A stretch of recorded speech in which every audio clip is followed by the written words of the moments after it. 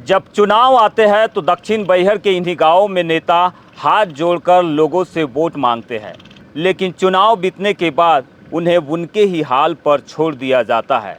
इस समय हम मौजूद हैं बैहर विधानसभा क्षेत्र बिरसा ब्लॉक के अंतर्गत आने वाले वारधा पंचायत के एक्को गांव में। लगभग 300 की आबादी वाले इस गांव में 30 दिन से अंधेरा कायम है, लेकिन एसी में बैठे अधिकारियों और माननीयों को यहाँ झांकने की फुर्सत नहीं है। आखिरकार ऐसे हालातों में यहाँ के ग्रामीण किस तरह से जीवन यापन कर रहे हैं, उनकी जिंदगी में किस तरह की परेशानी है, चलिए आपको दिखाते हैं बीजीटी मीडिया की यह ग्राउंड रिपोर्ट। विकास के दावों की पोल खोलता यह दक्षिण बैहर के बिरसा ब्लॉक का एक्को गाँव है। पिछले 1 महीने से यहाँ बिजली पूरी तरह से गुल है। दिन तो ग्रामीण किसी तरह खेतों और मजदूरी में गुजार लेते हैं, लेकिन जैसे ही सूरज ढलता है इस गांव पर खौफ का साया मंडराने लगता है। बारिश का मौसम शुरू हो चुका है। ऐसे में अंधेरे की वजह से घरों और रास्तों में सांप, बिच्छू और अन्य जहरीले कीट पतंगे निकलने लगे हैं। महिलाएं और बच्चे रात भर खौफ के साये में जागकर गुजारते हैं कि कहीं कोई अनहोनी न हो जाए। बिजली न होने से मोबाइल चार्ज करना भी मुश्किल है, जिससे गांव का संपर्क बाहरी दुनिया से पूरी तरह कट सा गया है। जी, हम आप क्या बताएं, अभी बहुत परेशानी है। उजाला के सुविधा नहीं है, सब ये केवल लाइट निकाल दिए हैं, केवल वायर तो अभी तक के नहीं लगाए हैं। 1 महीना हो गए, अभी अंधाला में रह रहे हैं हम लोग। बारिश पानी के भी समय है, डरने लगे? नहीं, वो तो डर की बात है साहब, क्योंकि अभी बिच्छू ये सांप वगैरह वो सब निकलेंगे तो इधर उधर, तो बाल बच्चा भी इधर उधर तो घूमेंगे ना, तो उसके भी डर है। अभी फिर रात में कहाँ जला था अंधियार होते तो? अब मोबाइल है तो मोबाइल चार्ज करने के लिए कुछ सुविधा नहीं है, हम कैसे करेंगे? उधर अंधालय में रहते हैं, शाम के जल्दी खाना खा के हो जाते हैं, उसके बाद में बिस्तर लगा और सो। बिजली विभाग की अंधेर गर्दी यहीं पर नहीं रुकती। जो विभाग 30 दिन में गांव की बिजली सुधार नहीं पाया, उसी विभाग के मीटर रीडर समय पर गांव पहुंचकर ग्रामीणों को 200 से लेकर 1500 तक का बिजली बिल थमा रहे हैं। ग्रामीण हैरान है कि जब 1 महीने से उनके घर की बत्ती जली ही नहीं, तो यह बिल किस बात का वसूला जा रहा है। गाय सब पानी पीने आता है तो जा भेज नहीं पान गला, लइकन कहाँ ले जा सकी। और घर में का परेशानी जाते? लाइट नहीं रहे तो लाइट रहेगा तो उन लोग बच्चे पढ़ेगा, लाइट नहीं रहेगा तो कहाँ से पढ़ेगा रात में। हमारा राजापुर तक जंगल के रहने वाला आसान आदमी हम, लेकिन हम आगे अंगट से जीते हैं सर। आज लाइट खम्भा लगने के बाद भी हम बिल पटाते हैं सर। फिर हमारी जिंदगी तो जान लगे से, लेकिन हमारे बाल बच्चा पढ़न के खराबी हो रही है सर। लाइट के बारे में गुरुजी है, लड़का दिन भर पढ़ाई, शाम के घर पहुंच जाता है। लाइट में पढ़ो बेटा कहते समस्या वही है हमारे ज़्यादा बिजली के। कहाँ शिकायत करे रहे हो? शिकायत अभी नहीं करी हम सर। बिजली वाले मन आते, बिजली विभाग वाले मन? हाँ, बिजली विभाग वाले आते हैं। प्रजापति काल आ रहा है। हाँ, काली आ रहा है, लेकिन प्रजापति कुछ नहीं करके दिखाई। अच्छा, इस पूरी परेशानी में सबसे शर्मनाक भूमिका क्षेत्र के जनप्रतिनिधियों की है, जो पिछले 1 महीने से एक्को गांव में झांकने तक की जहमत नहीं उठा पाए हैं। इस गंभीर लापरवाही पर उठ रहे कड़े सवालों के बाद आखिरकार बिजली विभाग की नींद टूटी है। मामले पर सफाई देते हुए बिजली विभाग के कनिष्ठ यंत्री उइके का कहना है कि ग्राउंड पर कार्य किया जा रहा है। उनके मुताबिक गांव की बिजली मुख्य रूप से ट्रांसफार्मर खराब होने के कारण बंद थी, जिसे अब बदल दिया गया है। अधिकारियों का दावा है कि धुंधुन वारधा से एक्को गांव तक 11 केवी की लाइन का काम भी पूरा कर लिया गया है और आज शाम तक गांव की बिजली बहाल कर दी जाएगी। लेकिन बीजीटी मीडिया का सीधा सवाल ये है कि एक खराब ट्रांसफार्मर बदलने और केबल सुधारने में विभाग को पूरे 30 दिन क्यों लग गए? क्या विभाग किसी ग्रामीण के सांप बिच्छू के डसने से मरने का इंतज़ार कर रहा था? इतने दिनों तक बिजली बंद रहना कोई सामान्य बात नहीं, बल्कि विभाग की घोर लापरवाही है। ये इसमें बिजली नहीं होने से बहुत परेशानी है। यहाँ क्या है कि भाई स्कूल में अभी बाल बच्चा भी पढ़ने जाता है तो गुरुजी लोग कहता है कि घर में जाकर के और भी लिखाई पढ़ाई करो कहता है, पर यहाँ बिजली उजेला का कमी है, तो इसलिए घर में आकर के कोई उपयोग नहीं कर सकती। उसका माँ बाप अब बांधेला में क्या करेंगे और क्या अक्षर सिखाएंगे बच्चे को हैं। अब ऐसा है तो अभी 1 माह तक अभी अब आगी अंगेठा से पका के खा रही ने और आगी अंगेठा से उजेला देख रही ने।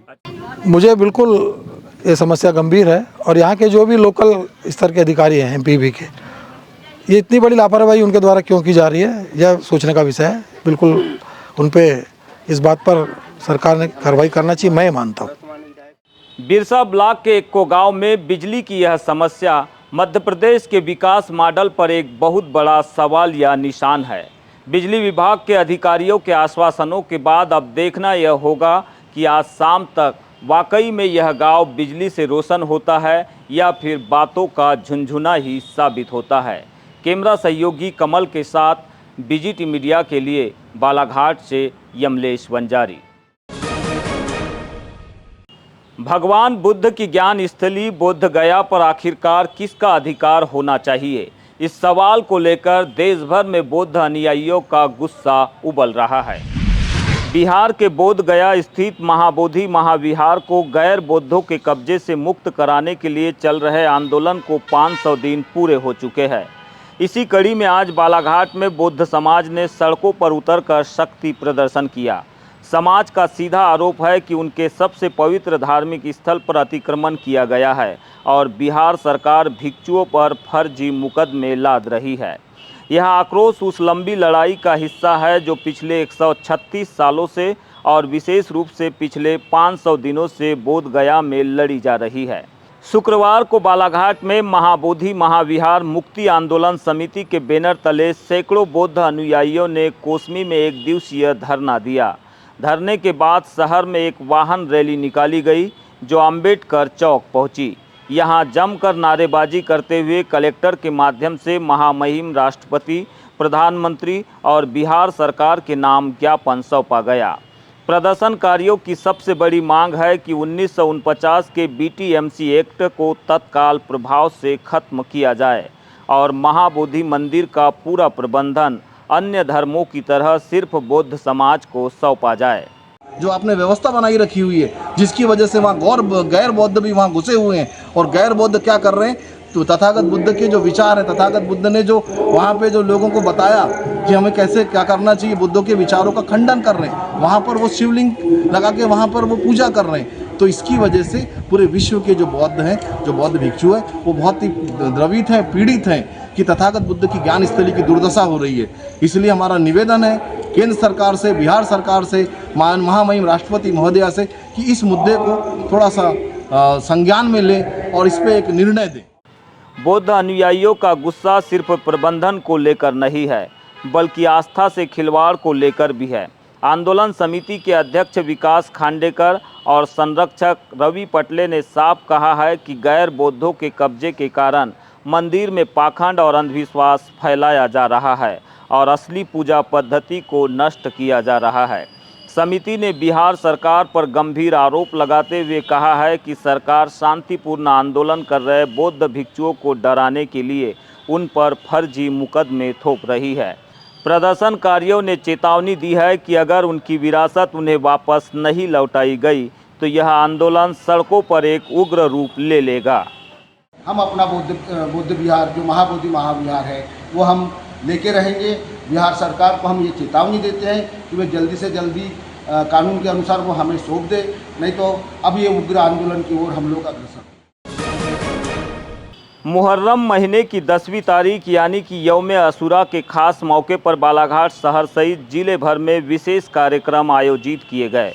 मुस्लिम धर्मावलंबियों ने रोज़ा रखकर मस्जिदों और घरों में विशेष नमाज अदा की।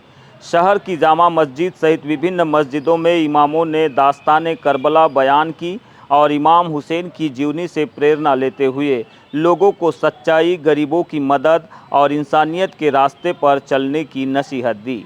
इसके साथ ही घर घर और चौराहों पर लंगर, खिचड़ा और शरबत का बड़े पैमाने पर वितरण किया गया।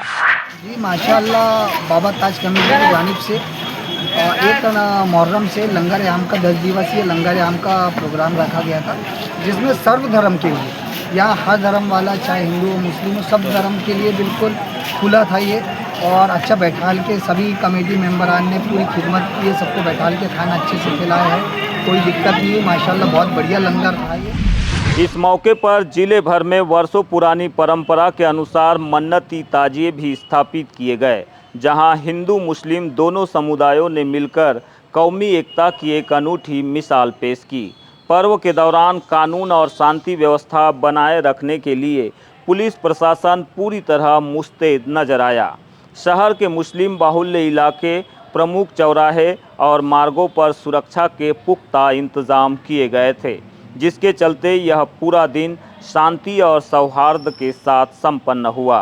करबला का पैगाम यही है कि जुल्म के आगे कभी सिर नहीं झुकाना चाहिए और इंसानियत की हिफाजत सर्वोपरि है। बालाघाट की गंगा जमुनी तहजीब ने इस पैगाम को आज फिर से जीवंत कर दिया है। जब सिस्टम सुदूर आदिवासी गांवों तक स्वास्थ्य सुविधाएं पहुंचाने में हांफने लगता है, तब समाज के कुछ रियल हीरोज आगे आते हैं। बालाघाट जिला मुख्यालय से करीब 80 किलोमीटर दूर धुंधुन वारधा के ग्राम एक्को में आज एक ऐसी ही खूबसूरत तस्वीर देखने आई है। आयुर्वेद चिकित्सक डॉक्टर रमेश सेवलानी ने यहां पर अपना 225वां निःशुल्क स्वास्थ्य शिविर लगाया। इलाज के साथ साथ यहां ग्रामीणों को वो सम्मान और मदद भी मिली जिसकी उन्हें सख्त ज़रूरत थी। स्वास्थ्य सुविधाओं से कोसों दूर बसे ग्राम एक्को और आसपास के टोले मजरों में आज उम्मीद की एक नई किरण पहुंची। आयुर्वेद चिकित्सक डॉक्टर रमेश सेवलानी ने यहां अपने जीवन का 225वां निःशुल्क स्वास्थ्य शिविर लगाया। इस शिविर में जंगल और पहाड़ियों के बीच बसे टोले मजरों से बड़ी संख्या में ग्रामीण पहुंचे। डॉक्टर सेवलानी ने शिविर में करीब 55 आदिवासी ग्रामीणों का स्वास्थ्य परीक्षण कर उन्हें उनकी बीमारियों के अनुसार पूरी तरह से निःशुल्क दवाइयाँ प्रदान की। अक्सर छोटी छोटी बीमारियों के इलाज के लिए भी मीलों दूर जाने वाले ग्रामीणों के लिए यह शिविर किसी संजीवनी से कम नहीं था। इस शिविर की सबसे खास बात ये रही कि यह सिर्फ एक मेडिकल कैंप नहीं बल्कि मानवीय सेवा का एक बड़ा मंच था।